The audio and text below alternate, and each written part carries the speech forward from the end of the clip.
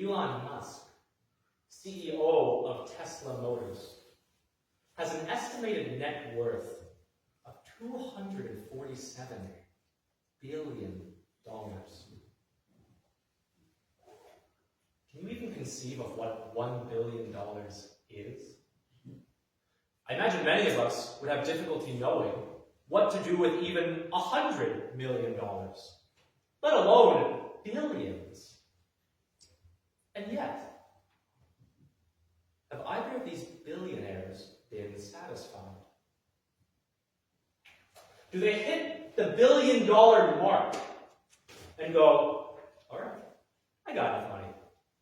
Pack up shop, stop, let's do nothing the rest of my life? Well, we all know the answer to that.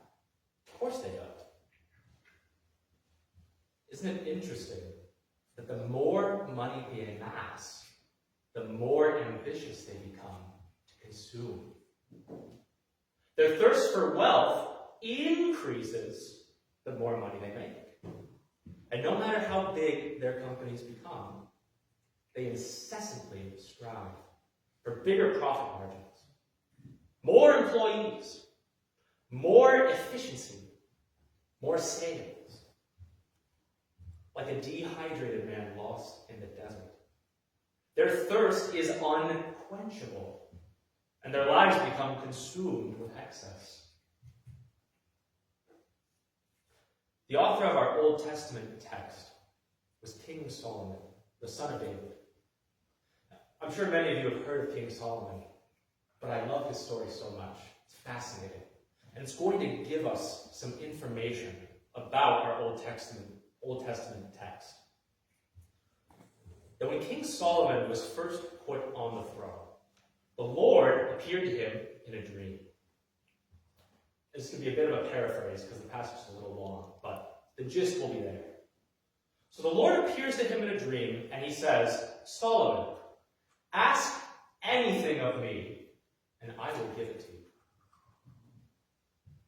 And Solomon says, Oh Lord, you have made me king, but I am a child.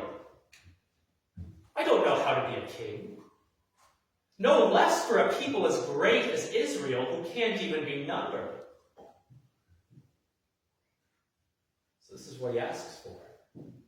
He says, give your servant an understanding mind, that I may govern these people in wisdom and virtue.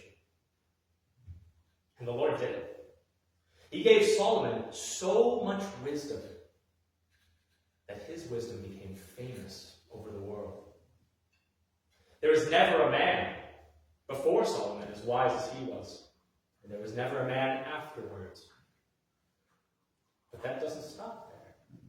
The Lord was so exceedingly pleased with Solomon's request for wisdom that he gave Solomon a whole lot more. He gave him riches. He gave him honor. So much so that no other king in Israel was as rich as King Solomon was. No other king was more honored than he was. So what's the point of going over the story? The point is, King Solomon, this is the man who writes our Old Testament text today. Solomon was the wisest man to ever walk the earth. He had wealth and riches in abundance, enough to make Elon Musk and Jeff Bezos look like nothing. He built houses, planted vineyards, extravagant gardens and parks. He had fruit vineyards with abundance of fruit trees, beautifully adorned pools, and watered forests. In terms of what he had himself, herds and cattle and flocks in abundance, so they couldn't even be numbered properly. Immeasurable amounts of silver and gold. Not to mention, he had 700 wives.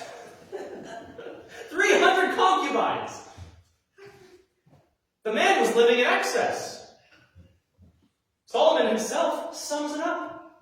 He says, quote, whatever my eyes desired, I did did not keep from them. I kept my heart from no pleasure. In other words, if I wanted it, I got it. If I wanted to achieve it, I achieved it. If I wanted pleasure, I indulged myself to the max. I did everything I wanted. And yet, what was the end? Solomon himself says, quote, I considered all that my hands had done, and all of it was vanity, temporary, fleeting, perhaps even empty. Solomon himself describes it as striving after the wind. Have you ever tried to catch the wind in your hand? Doesn't work, right? You get the picture. This is how we come to our Old Testament text, with an old Solomon who is nearing the end of his life. Verse 15 of our Old Testament text. Quote, as he came from his mother's womb, he shall go again, naked as he came, and shall take nothing for his toil, that he may carry away in his hand. When you and I die, we exit this world the same way we came in, naked and with nothing. You cannot take any of your possessions with you when you die. None of your riches, your wealth, or your properties will come with you to heaven. So, let's back up here. What is Solomon's point? Is he trying to say that everything's meaningless? Oh, if I can't take that stuff to heaven, I might as well not do anything. That's maybe what we're tempted to think sometimes, right? Is he trying to say we just shouldn't bother doing any work at all? Is he trying to say that having any kind of wealth or any kind of property is inherently evil? No. This is most certainly not what he's saying. But this is his point. Verse 10 of the reading. He who loves money will not be satisfied with money, nor he who loves wealth with his income. This is also vanity.